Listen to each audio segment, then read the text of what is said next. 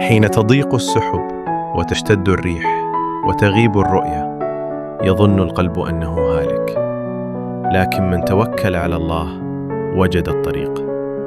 يشق الغيم والنور يهديه من فوق 7 سماوات وفوق كل ذي علم عليم.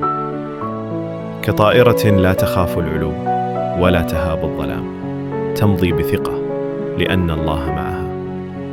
وفي لحظة تنقشع الغيوم ويظهر الأفق، ويقال للقلب: اطمئن فقد وصلت.